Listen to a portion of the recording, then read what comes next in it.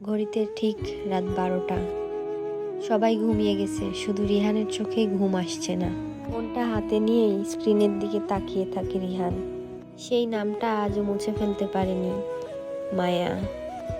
আজ ঠিক 1 বছর হলো মায়া এই দুনিয়া ছেড়ে চলে গেছে। রিহানের মনে পড়ে গেল শেষ কলটার কথা। সেদিন ঝগড়া হয়েছিল মায়ের সাথে রিহানের।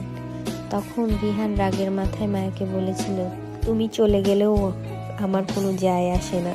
তখন মায়া হেসে শুধু রিহানকে একটা কথাই বলেছিল, একদিন বুঝবে কিছু মানুষ না থাকলে জীবন শূন্য শূন্য লাগে। এর কিছুক্ষণ পরে রিহানের ফোনে অনেকগুলো কল আসে, আর সেই কলগুলো করেছিল মায়া। কিন্তু রিহান মায়ের সেই শেষ কলগুলো রিসিভ করেনি।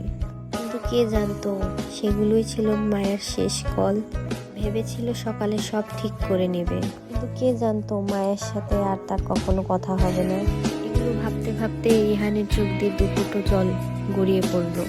মাঝে মাঝে ফোনটা বেজে উঠলে আজও রেহানের মনে হয় হয়তো তার মায়া তাকে ফোন করেছে।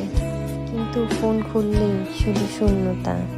রিহানের চোখ দিয়ে পানি গড়িয়ে পড়ছে আর বলছে, মায়া যদি পারো একবার ফিরে আসো, রাগ করো, চিৎকার করো, তবু আমাকে ছেড়ে যেও না, তুমি চুপ থেকো না, এই নীরবতা আমায় মেরে ফেলছে। রিহান ফোনটা বুকে ধরে এগুলো ভাবতে ভাবতে আর চোখের পানি ফেলতে ফেলতে ঘুমিয়ে পড়ে। তাহলে আমরা এই গল্প থেকে বুঝলাম, সময় থাকতে প্রিয় মানুষকে মূল্য দিন। আজ আছে সে কাল নাও থাকতে পারে।